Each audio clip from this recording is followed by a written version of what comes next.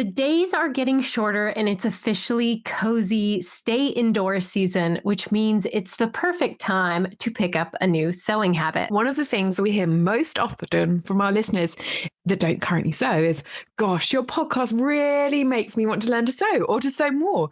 Today, we are going to help you with just that by sharing why you should start sewing. What machines and tools you do and don't need to get started. Tips for picking out a good first pattern, the right fabric, and getting it made. And how to find the right inspiration to get you started.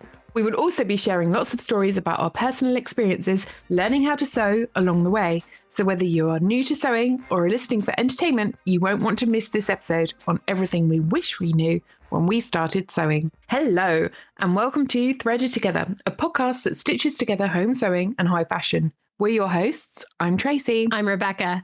And again, in today's episode, we will be discussing everything we wish we knew when we started sewing. This is our 9th episode for Threaded Together, and we are so excited to have you listening. And we're thrilled to have you back listening to us again. And don't forget to find us on social media at Threaded Together Podcast, where you can see what we're working on and keep up with us between podcasts. Just give us a follow. I am really excited for today's episode, Tracy, and we have been putting our sewing machines, irons, and even fingers to good use this past month, haven't we?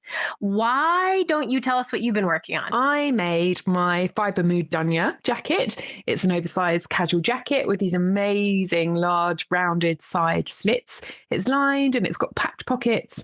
I made it in this grey leopard print Angora and wool mix, which was some fabric I fell in love with last year, and it was destined to become a coat.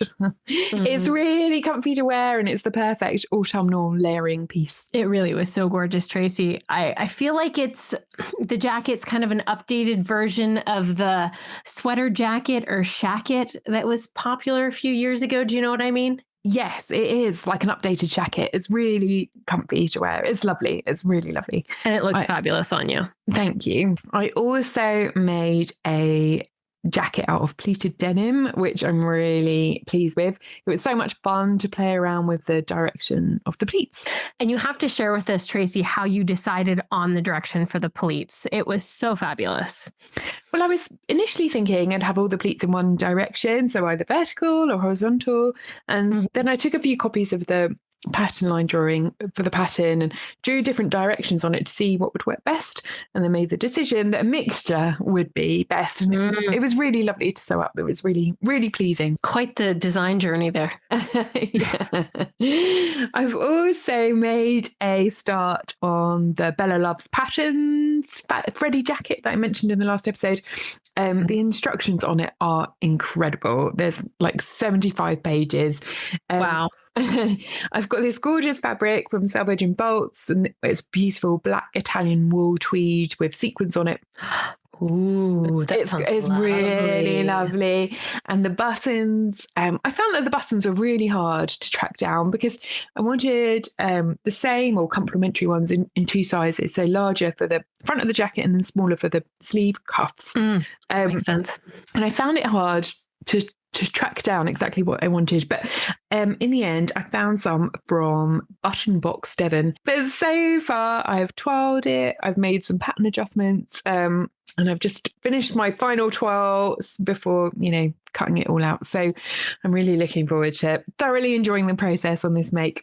And what about you, Rebecca? What have you been sewing up in the last month? Well, I just have to say, Tracy, I'm so impressed that you're always actually doing what you're saying you're doing from the month before. I don't know that that's true. It's quite impressive. And well, I can't contain my enthusiasm when it gets cold and dark outside. I love to kind of hole up, plug in my iron and get to work. And I finally finished my jacket inspired by the Dior bar jacket. It has 9 pad stitch panels done by hand to give you that magical kind of new look floating hem shape. And I really love it. It looks spectacular from the pictures that I've seen. Oh, thank you, Tracy. And I just wanted to take an extra minute, if I might, on this particular sewing project, because if it seems like you've been hearing about this for every episode in recent memory, you have been, because I actually started this project back in August, and I'm now just finishing it at the end of October. And I feel so often like with social media and everything, we're used to seeing things happen really quickly, weekends, projects, like the make an entire outfit with me in 24 hours.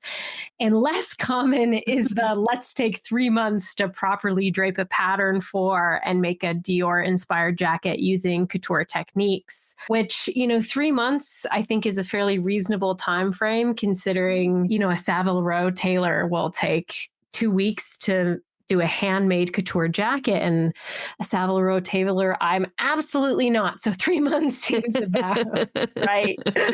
But I did hit several blocks on this project, but I think the biggest one for me was after hand pad stitching the panels, when all I had to do, I'll put that in air quotes, all I had to do was line, hem, and finish the jacket. And the collar wasn't exactly how I wanted it. It's this huge half circle collar, by the way. And I just kept redoing things that I had already done and just was like making no progress. Yeah. So Tracy, at this point, you gave me the best advice. You said, if I'm remembering correctly, sometimes it's a trade-off on long projects between perfection and finishing the project. And that was exactly what I needed to hear. I think I had taken such a long time on the project that I was terrified to have spent all of that time and not have it be absolutely perfect. So I just kind of froze up and couldn't move forward with it. And after you said that, I decided the goal was going to be not perfection, but rather to finish it. So I ended up actually completely removing the collar to make everything else easier to do, and then went about finishing the jacket. And getting over that mental block was so huge. And kind of the consequence was it actually gave me the confidence to do all of the hems by hand, to base the collar before finally finishing it, which ended up getting it probably closer to, what I was looking for as perfect as possible by not trying so hard to be as perfect. Yep. So I think the lesson here for me was, don't shortchange the big projects. They're big for a reason. And I probably could do an entire 45 minutes telling you, everything I learned and how much I've grown as a sewer, designer, and tailor in 3 months just by working on one project. Yep. But I won't. However, I did document the entire progress. So if you aren't sick of hearing about it, I'll have an in-depth video on it at some point on my YouTube. So stay tuned if you want to check that out in more detail. But I'm just thrilled that it's finally done. And thank you for all of your support, Tracy. Really meant a lot. Well, I'm really, really looking forward to seeing the video. You really put so much time into this jacket to get the shape that you want, and everything I've seen makes it looks fabulous. So between us, we've both had a productive sewing month. Absolutely. To kick off today's topic, we need to confront a very obvious yet important question. Why should you start sewing? That can be a very personal question, but there are a lot of great reasons we'd like to share, and we are also going to share what motivated us to start sewing. Absolutely, Tracy. One big reason to start sewing has to do with sustainability and the appreciation of the clothing we own and wear. We unfortunately live in a time where clothing consumption is kind of unprecedented, yet the environmental and human impact of the garments we wear is often overlooked. So making your own clothes, or even trying to begin to sew, does bring with it a very needed appreciation of the industry itself and all of the factors that go into it. Yep, absolutely. And another reason to start sewing might be the assumption that it's cheaper to make your own garment than to buy clothes. Oh, do you think it's cheaper, Tracy? No. Well, definitely not initially. I think eventually you'll have enough patterns and skills and pattern cutting skills that mean the pattern itself doesn't become an outlay for a project. Eventually, what you make will be better fitted and better quality and exactly what you want from a garment.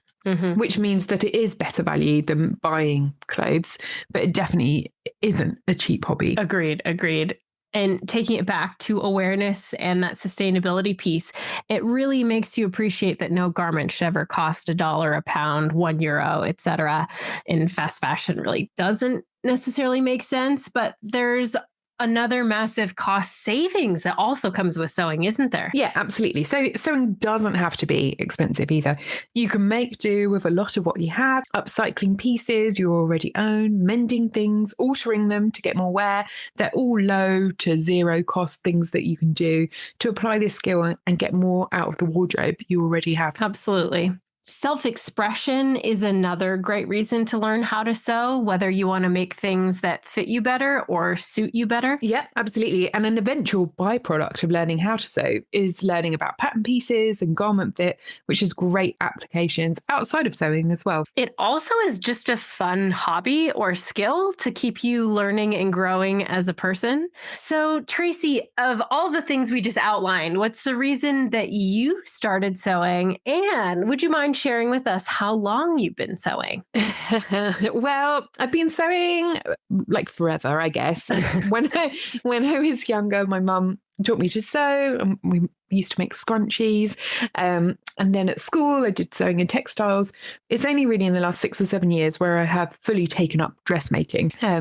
It's something that I really wanted to do. The thought of being able to make exactly what you want to wear was so appealing to me. And I think there's been a few real motivators along the way. One was this coat, which I lived in to the point of it being completely threadbare. And I really wanted to be able to recreate it. I haven't yet. I think personally I wanted to get my skills to that level initially, and now it's just a to-do list item. I'm confident that I can do it now. But yeah, there's always been many motivators, I guess. And what was your main motivator, Rebecca? Well, that sounds amazing. And we need to get that jacket on your to-do list. They're bumped up on the to-do list. Let's see. Well, I definitely haven't been sewing nearly as long. And my initial motivator to learn to sew was more to do with the clothes I already had in my closet. I honestly never thought I would get to the point of making my own. But once I could make my own, it was kind of like a superpower to be able to make exactly what I wanted. So it shifted to being what I would say is kind of a true form of artistic self-expression for me. It really changed my life learning how to sew. I bought my first sewing machine in December of 2021 for myself as a Christmas present. So I've had a sewing machine for approaching, I think, 2 years now, but I'm still very much learning as I go. And a friendly reminder on this topic at this point is that your first makes are never going to be perfect. But does it matter? No. Have fun, enjoy the process, treat every failure as a lesson learned. And as we go through this, we'll share some of our failures along the way as well. Oh, absolutely. We will. This is going to be a fun one. So I wish when I had started sewing that someone had explained to me what machines I needed and what I didn't need and why. And I have very strong opinions on this topic, Tracy. What about you? I think you're right. It's so easy to think that you'll need X, Y, Z to make the item that you want. But the reality is you don't need everything to start with, and you can slowly build out your tools. And side note, Christmas and birthday presents are great. Ooh, yes. Great for this. I think you can always find a starter machine from a relative who has one collecting dust to a cheap one on Facebook Marketplace. You don't have to spend lots of money on your first machine. And speaking of first machines, what was your first machine, Tracy? My first machine was a basic Singer, which my friends got me for my birthday. And I loved it. And it served me well for a few years, but it got to a point where it couldn't quite do everything I wanted from it. And it was then I drew up a list of what I wanted from my next machine before visiting my local shop and falling in love with my current machine. Oh, that's so good to know. I didn't really know about secondhand marketplaces here in Germany when I started sewing. So I also started with the base model Singer, and I still have it, love it, and use it endlessly, but I did buy it new. Now I'm quite aware that you can find them all over the place, which is fantastic. One thing that's so great about a basic model is that you can buy something called a foot that you attach to your machine, and it allows you to do all kinds of different things that you usually need another machine to do, such as working with quilted fabric or even finishing hems. One of the things I bought with my machine was an entire foot set that cost me maybe 30 euros. And it has, I'd say, like 15 feet in it. And I still haven't used them all, but it's a great way to test out what features you might like and might need and eventually might grow into. And then those that you'll never really have a use for. Yep. And I think that's key. You don't know what you will want until you know what kind of things you like to sew and what features you want from a machine. Exactly. Don't worry about the other types of machines until you know how to do the process on your current machine and have a time savings or another reason to upgrade. Then you can just find someone else's machine they're getting rid of and keep that recycling going. And another machine that is just as important as your sewing machine, in my opinion, is an iron. Yes, good point. Often in projects, you might spend just as much time using your iron on your work as you do sewing it up. I have a cheap iron from like my local store and a cheap ironing board, nothing fancy, but you want it to have good steaming functionality. That was one thing I've learned recently is not everyone knows that when you're sewing, you use a lot of steam as much as you use the iron itself. And I did have an iron from the moment I started sewing, Tracy. That was one thing I had heard about. How about you? Yes. Well, it's such an important tool. And luckily, I guess most households have one. Yep. Not in my student days, perhaps, but likewise. But it's such an important tool for sewing, and ironing the fabric before cutting and pressing out seams after sewing. Every seam can really make a difference to your make. I love my iron. It was a gift, and I treat it like my fabric scissors. So no one is allowed to touch it. Oh, but before that iron, I just used my normal household iron. And like the machine, there's no need to upgrade until you know exactly what you want. Wait, so you must have a fancy iron then, Tracy. I mean, it's quite fancy, yeah. But it's fair to have rules around your tools, right? Yeah. So is it super? So tell me about this fancy iron. Is it extra heavy? Like, what are these fancy features? It's a steam iron, and you don't have any settings on it, so you can't ever burn fabric. So you can just go straight from wool to silk to, I don't know, cotton, and you don't need to change any settings. It's very nice. That sounds lovely.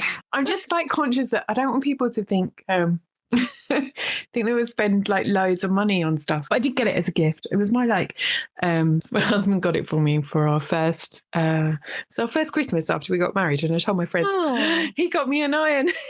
They were like, oh my god. You're like, no, started already. It's like, no, it's a special iron. Okay, so we've got the machine, we've got the iron. In terms of other pieces of kit that you absolutely need, you have to have some fabric scissors. Not paper scissors, not scissors from your kitchen drawer. Fabric scissors. And they don't need to be expensive, but they have to be kept safe from everyone in your household so they don't get used for anything else. I have a pair of Fiskars that I love, and they're not really that expensive, I think.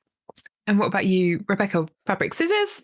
What do you use? Yeah, scissors. That's so funny when you say they need to be kept separate in the household, because I remember my mother guarding her fabric scissors like they were gold. And now, yes, not only do I have 2 pairs of fabric scissors, I also have 2 pairs of paper scissors that are purely for cutting pattern. Yeah. To keep them from getting mucked up. The fabric scissors are so funny. People have so many different preferences. And when you get into the world of tailoring, some people love shears, but like all of the other things we mentioned, if you don't know why you might prefer a specific shape of fabric scissor over another, a big factor of which is your cutting space. For example, Tracy, we talk about this a lot. I cut on the floor still.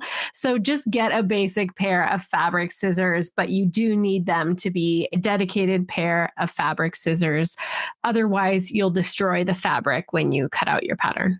Yeah, absolutely. And that brings us on nicely to a couple of other things that dramatically improve your sewing experience. Pins and something to hold your pins in. I would emphasize the latter part so much, Tracy. We talk about things we wish we knew when we had started sewing. You usually get a pin cushion when you first buy pins. It's a good first sewing project as well. Oh, that is a good first sewing project. But so I love a good pin cushion that attaches to my arms. That also could be a good add your scrunchie plus a pin cushion project. I have to be wearing one always. Otherwise, I will end up undoubtedly putting pins in my sleeves or my pant legs and forgetting about them, which can be very painful. And the other thing I cannot live without is a pin magnet. I have 3 of them. I also have a lot of pets in the house, and the last thing that I want is a rogue pin. So a magnet to make sure nothing has fallen and everything kind of stays secure keeps us all safe and happy. Yes, I agree. I love a pin magnet by my machine because you can throw the pins at it as you're sewing and know that they won't land on the floor. The last thing I can think of for this section, Tracy, is fabric weights, which I personally don't think you need. A fabric weight keeps your pattern from moving on the fabric when you cut it out, but pins will accomplish the same thing, and so will a heavy book. So that's my go-to for fabric weights. It's usually my New Vogue sewing book, which I think also adds some good juju as I'm cutting patterns out. And maybe I'll pick a Charles James if I'm feeling really ambitious. How about you, Tracy? Yes, normally anything on hand works for weights, but I have a box filled with large washers that is my go-to that I use for my pattern weights. Very nice. Okay, so we've talked about all of the machines and tools you might need. So now we probably should start talking about your first pattern. So Tracy, what was the first thing you ever made? And did you make a good choice for a first pattern or not? Well, I recall making a top, which was a bit of a disaster. It was quite fitted and it just looked completely awful on. Oh, no. I made it out of some cotton, which I now know to be quilting cotton and not something that would necessarily make a good top. So all in all, it wasn't successful, but there was lots of lessons to be learned from it. And, it was never going to be perfect. It was a first project. That's exactly. Absolutely how it happens. I mean, my very first project was I used to make pillows when I was super tiny and stuff them with tissue paper or tissues. Like actual tissue and give them to people. Oh, nice. Which is quite awful. No, it wasn't. But the first thing I ever did as an adult when I got a sewing machine was I took a wool suit jacket and skirt and I upcycled them into a jacket and a dress. And the dress was from a PDF pattern that I got off Etsy with no lining, nothing fancy. I'm not even sure if there were instructions because I didn't read them. I sewed it with a basting stitch, which is the biggest stitch on your machine that does not hold well, and it came apart the first time I wore it. However, despite all of that, I do think it was a good first pattern since it was pretty simple. It had a zip in the back. It had little straps. It was kind of a square neckline dress and straight up and down, straightforward sewing. And I was using a wool that was actually really easy to sew with.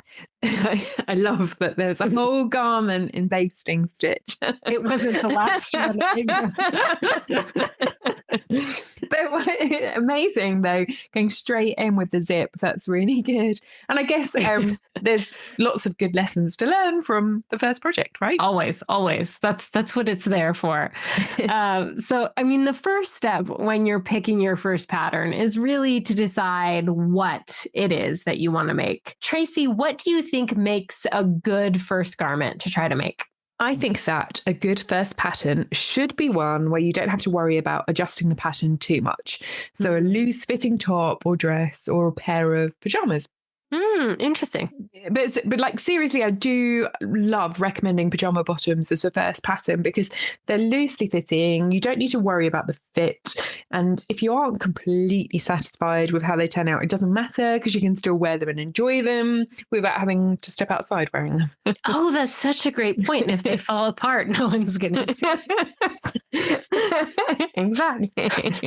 So the same question to you, Rebecca. What pattern would you recommend, or type of pattern would you recommend? Yeah, I'd say that anything that doesn't have a lot of curves or extra bits like pockets, zippers, or collars, tricky things to figure out when you're starting out. And I think for me, a perfect first sew would be a skirt or a dress would be what I would recommend. Once you've decided on your garment, the next step is choosing where to get your pattern. And this is something where you and I diverge a bit, Rebecca.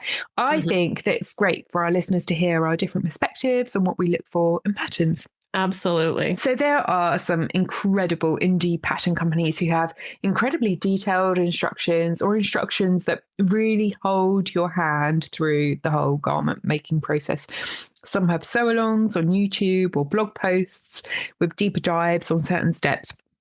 And with more popular patterns, it's easy to find examples others have made, and they might even have blog posts or YouTube videos on steps that you're stuck on. Do you have any favorite indie pattern companies, Tracy? Well, I think that Tilly and the Buttons and Friday Pattern Company are two that jump out to me as being some of the most beginner-friendly pattern companies. And what patterns would you recommend, Rebecca? I really love some of the downloadable PDF patterns off Etsy, perhaps because you can decide you want to make them and then print them out the next moment at home and then piece them together on your just letter size paper like a little puzzle, which I actually really enjoy. I find that really fun. I prefer kind of learning by doing rather than following exact instructions, although we've learned that can be a cautionary tale as well. So even at the very beginning, I would like some instruction, but not very much. Since a lot of the Etsy patterns are done by individuals rather than companies, they tend to have more limited instructions. But again, kind of similar to what you had mentioned, some do have YouTube tutorials. And that may be good or bad, but again, it's all about what works for you and what you think you need when you're approaching a pattern. Yes. So regardless of the pattern you choose, the pattern, either the envelope or the details that come with it, will have a few pieces of information on it to help you choose the view that you want to make, the size you want to make, the fabric to make it with, and how much yardage you need. And we're going to talk through each of those now. So why don't we start with reading the pattern line drawings on the pattern? Tracy, what are the pattern line drawings and how do we read them? So your pattern will include line drawings of different views of the pattern, and they can help you understand the style of the pattern, how it will vary for different versions of the pattern. So for example, view A on a dress might be knee length and view B might be a midi dress. You might have different sleeves on the different views. From that pattern line drawing, you can decide you want to make up view A and switch it out with the sleeves from view B. Yeah, thanks for that description, Tracy. I think that makes a lot of sense. So like different options, like whether you want to do a jumpsuit in shorts, sleeveless or not, that kind of thing. Exactly that. And a good line drawing will show the back and the front of the pattern. You'll see the darts, the lengths, the ruffles, the zips, top stitching, what the neckline looks like, and so on. And it definitely comes with experience looking at the line drawing and imagining what the garment will look like when it's made up. But it soon becomes slightly like second nature. Absolutely. And the Fold Line have a really lovely blog post on this with examples of different line drawings, which we will link in our show notes. And again, I would say I'm not a bad influence on this, but a different one. But if you're looking at all of the line drawings and everything and options and you feel like you're getting overwhelmed, that's a good sign that you might want to set aside that pattern until you feel more comfortable and perhaps even take a step back and pick an even simpler pattern to get started. Yep. A quick note on vintage patterns and even some of the simplicity patterns that I learned the hard way. You may think that, oh, they're older, they'll be easier, but despite even the name of some of them, they actually aren't. If you think about different generations and the skills that different generations have had, I know my mother's generation, most women could sew. It was a common skill. And since it was a common skill, there was a lot more fluency in the techniques and symbols that were used in the patterns. Mm-hmm. And because of that, most paper patterns that aren't explicitly for beginners are going to assume a foundational knowledge base. So again, I would recommend picking a more modern indie pattern company like Tracy suggested, or finding a simple one on Etsy or something like that. Yeah, that's good advice. Okay, so the next thing we need to talk about is picking the correct size from your pattern. And this is something I really struggled with when I first started sewing. Picking the right size. When you measure yourself and you compare it to the size chart, you'll find your bust, waist, hips don't always fit into one size bracket. So how do you pick the right size? So first of all, on a pattern, you'll find the size chart and the fitted measurements. And the size chart will be a standard set of sizing for that pattern company. And the fitted measurements show you the actual size of the garment when it's made up. And the difference between the two is the ease, and it allows for movement of the body in the garment. So, for example, a fitted dress may have 3 inches of ease around the bust, but a loosely fitted dress may have 8 inches of ease around the bust. And I guess it's worth noting that when you're working in knit fabrics, you'll have a negative ease, but I guess that's for another day. And picking the right size can be really tricky, especially when you fall between sizes. Mm-hmm. But a really good pattern will give guidance on what to use or suggest if you like a looser fit or tighter fit, whether to size up or size down. It's such a great point, Tracy. And I think if you're just starting to sew, a great thing to know is that nobody fits the pattern sizes. Every pattern company is different. So kind of ignore whatever that size number is and really just try to find measurements that are going to fit you. I always kind of as a rule try to size up on a pattern because you can always take it down. You can always kind of tailor it in later. And I think that's a good rule to follow. And also if you do size up on a pattern and you don't know how to tailor the garment, so something is a little bit too big when you make it up, that's okay. As you advance in your sewing skills, one great thing to do is go back and revisit past projects, and you can actually update that fit as you go to have it fit you better. So don't be afraid of picking your sizes. It's something that just kind of comes with time. Anything else on that, Tracy? It's worth saying actually that it's going to be different to your ready-to-wear size, isn't it? Mm-hmm. That's probably worth calling out. And you can be completely different sizes on the top, bottom, your arms. You know, everybody's body is different, but that's one of the reasons why we're learning how to sew potentially, right? Okay, so you picked your size. Now picking the right fabric can be hard. It takes, I guess, a bit of practice, especially when you're buying online, to know the type of fabric that you will want for a project. And the best place to start on this is to start noticing labels on your own clothing and when you're out and about shopping. Oh, that's such a great point, Tracy. Yeah. I love that. Think about the fabric you like to wear and how it drapes, what the weight of it is. Does it have stretch? Really, what do you like to wear? Something you can do is keep your own little swatch book. So as you get fabric, just keep a little swatch of it and a note of what type of fabric it is. And that can really help with your understanding of different types of fabrics. And fabric really is an episode in its own right, but there is a great episode on Check Your Thread, episode 97, which is called Introduction to Garment Fabrics, and we highly recommend you listen to that. Some fabric shops will suggest uses for fabrics. So some will show you videos of it moving, which can give you an indication of whether it's suitable for the project that you have in mind. And if in doubt, ask. Tracy, I think we can offer some guidance on this too. So just by the nature of the fabric, slinkier fabrics such as silk and chiffon are not the easiest place to start. Something that isn't too thin, more of a shirt weight, and something with not too much stretch are a great place to start. For example, a cotton poly mix even, or a lighter wool blend are always good starting fabrics. Yeah, a nice cotton poplin or a cotton lawn. They're really nice and lightweight and easy to work with. I think one of my first garments where I was really pleased with the result of it was a viscose lawn Mm. And that was the Sew Over It Sylvia robe. And I still wear it now on holiday as a little cover up. And one of the first fabrics that I ever used, Tracy, after that first project was a 1970s vintage cotton fabric with almost no stretch that was super lightweight and very easy to use. So another great point. There we go. Now, if all of that sounds like a lot, and you are sitting there thinking that all this information might be a barrier to getting started, that's okay. There are other options too. One thing I wish someone would have told me about are the sewing kits that you're always mentioning, Tracy. I love a kit. Who doesn't? With a kit, you know the fabric will work with the pattern.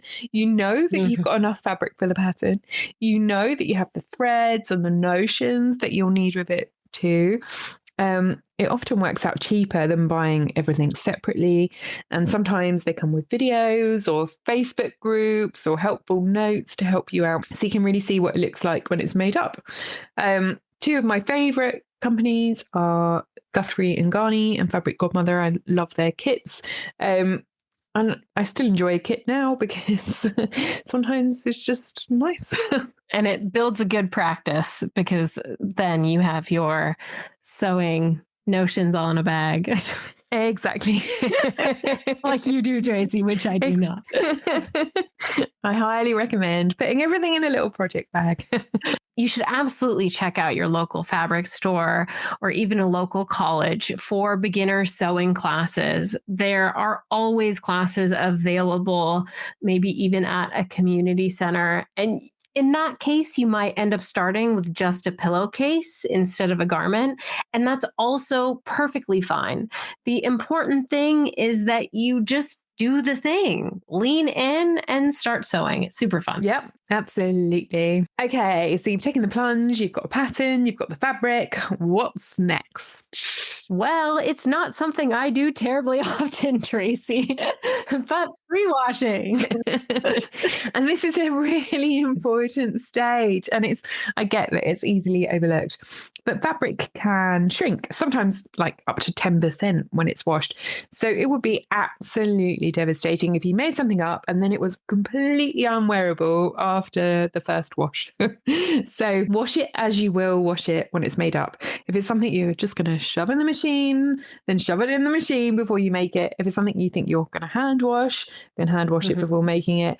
And if you've got no intention of ever washing it,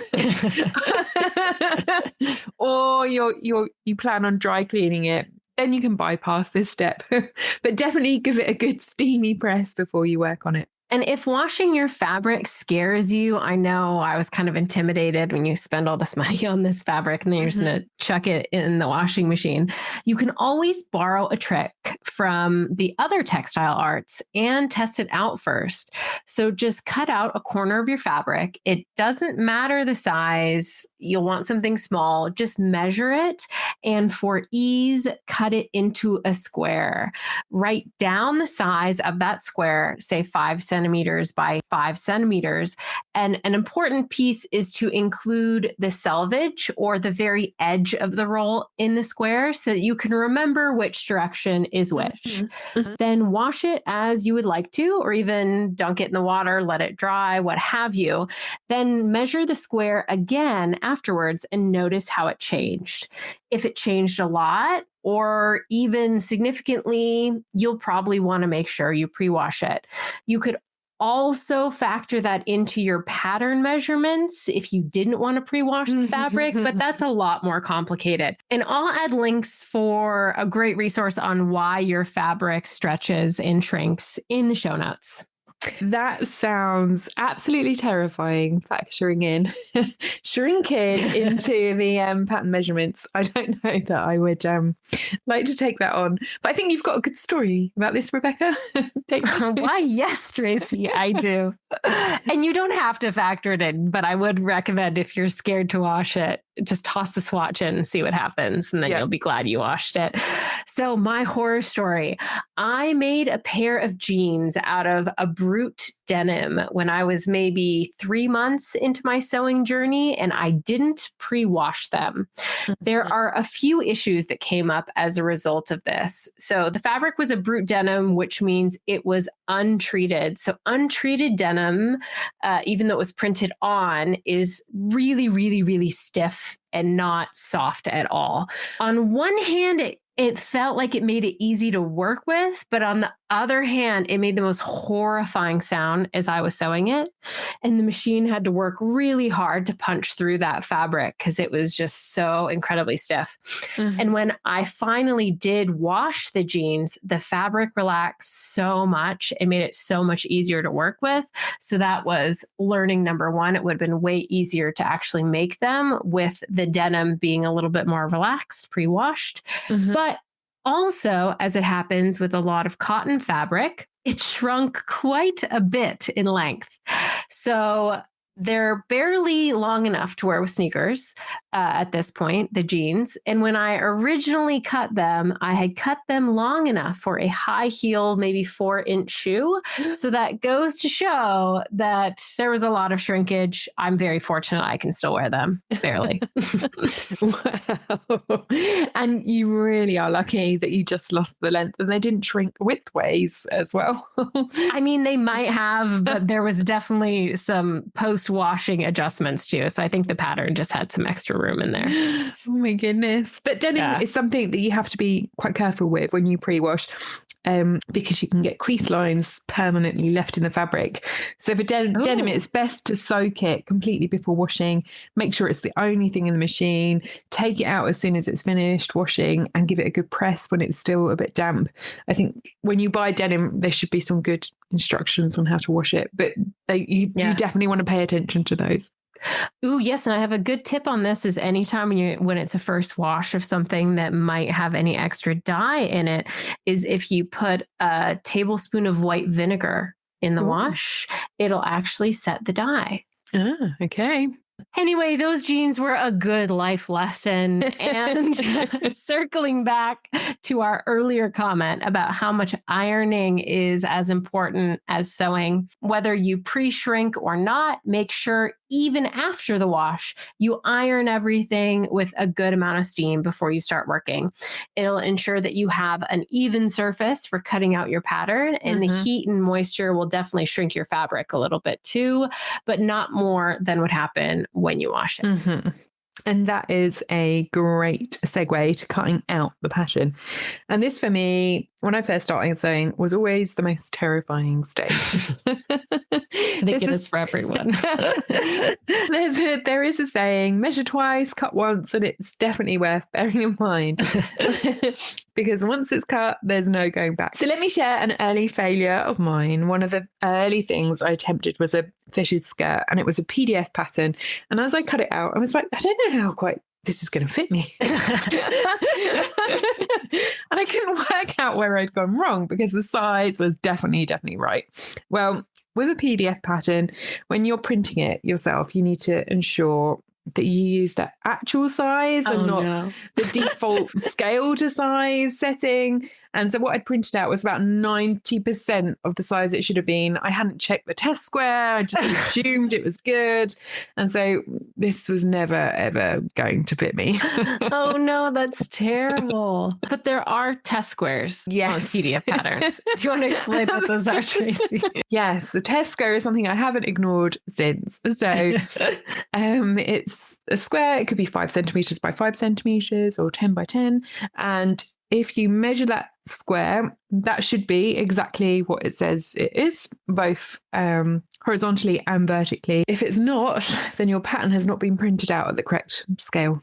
So it is important to check. And what are some other things that we need to keep an eye out for when we're cutting out our first pattern, Tracy? So there are quite a few things, I guess, to keep an eye out. When you're cutting out, you'll have some markings to indicate that something needs to be cut out on a fold. And then there's cut one pair, which means that cutting two or a mirror image of each other so you don't end up with two left sleeves. Oh, great point. Using the grain line to ensure that it's cut straight. In your pattern, there'll often be a cutting layout, and that doesn't have to be followed exactly, but it is a useful guide for the optimal layout and ensuring you cut the right number of the right pieces and that they're facing the right way. And so the cutting layout, in case anyone isn't familiar, is basically how to lay out your pattern pieces on, it's usually a meter or two of fabric to kind of optimize that fabric usage. Yes, they often have different widths based on a narrower fabric and like a 110 and one that's 150. And it will show you, that's right, the optimal way to lay out the pieces. I never followed that, by the way. I don't know why that doesn't surprise me. I don't follow it either. I use it as a reference though, just to make sure because sometimes you might want, 4 of something and you can just be merrily cutting it out and not realize that. So it's a nice visual check, I think, to make sure you've got the right number of pieces. And if your fabric looks very similar on the front and back, it's worth marking the back so you know what you're working with. I like to use masking tape on the back of each piece. And I like this because I can write down the pattern number or what the pattern piece is, and then I know which piece is the back. That's really smart. I need to try that. I haven't tried it before. I struggle with that to this day. And one trick that I use is I keep the fabric pieces pinned to their respective pattern pieces until it's time to use them. That way they're facing the same direction. And if there's 2 pieces, I can always tell which is up and which is down. Again, this helps me keep track of which is the right side of the fabric, what goes where, and helps me to generally stay more organized until the garment is constructed. That's a really helpful tip too. I think it is really important to note the difference between the front and the back if the fabric looks the same, because sometimes it might be completely obvious when you're cutting your fabric out in daylight and then you're sat at your machine a bit later and it's harder to tell in the artificial light. So it really does pay off to mark the fabric. And then you end up not having 2 right sleeves, which I just did on the lining of my jacket recently. We've all been I lost the direction on one of them and I was like, why are they both the same direction? And had to unpick We've them. all been there. And the lining does look very similar on the front and back. So it definitely happens. Whatever you do, though, it's all about having fun, enjoying the learning process, enjoying what you make. And if something is taxing, put it to one side and come back to it, because it's amazing how coming back to something the next day can sometimes mean that a step you struggled with yesterday, now, today, makes perfect sense. Or 3 months down the line, because I've definitely done that as well. That too. Yeah. Give yourself the space, the time to learn, because it is a learning process, but it's so much fun. You don't need to be an expert immediately. Absolutely. So this is the part of the episode where we usually link back to high fashion. And when it comes to your first sewing project, above all, I would say pick something that you're excited to make. Runways and designer garments are a great place to look for inspiration, and so are fashion exhibits. I just got back from the most amazing trip to London, where we, Tracy and I, went to 4 different exhibits and a book signing, and it was so inspiring. I know I came back from that exhibit inspired to make new pieces. Did you as well, Tracy? Yes, it was so inspiring to see so many exhibits in a short space of time, and there was just so many takeaways from them. It was wonderful. Yeah, it really, really was. We have a great episode that I think we put out. It was our 4th episode on finding inspiration, called Cultivating Creativity. And coincidentally, it happens to be one of our most listened to episodes of the year. So we decided that instead of covering all of the exhibits as a side note in this episode, we could do a special episode covering all of that. And there will be tons of inspiration in there. So stay tuned for an off-schedule episode 9.5, where we talk about visiting the 30 Years of London fashion exhibit, as well as, what else did we do, Tracy? We went to the Crown Couture exhibit at Kensington Palace, as well as the Chanel exhibit at the V&A. Yes. And we also went to the Divas exhibit, also at the Victoria and Albert Museum, as well as a book signing and conversation with Tom Brown, which was quite fantastic. So stay tuned for that. And in the meantime, we'll be continuing our own personal sewing journeys, working on some fabulous things. So maybe we can inspire you with some of our next makes. So what are you working on next, Tracy? Well, I'm going to continue my Freddy jacket, and then I have my sights set on some occasion wear ahead of the party season. I'm thinking sequins, feathers, silk, velvet. I'm not quite sure. And what about you, Rebecca? What's next on your sewing table? Lots of fabulous options that you have there. That's always a great question, Tracy. I'm in a bit of a jacket continuation mood, but I think I said that last month as well. Mm-hmm. I did start putting together a jacket that I had created a pattern for last year, and I finally started sewing it together. So it's okay to set stuff aside.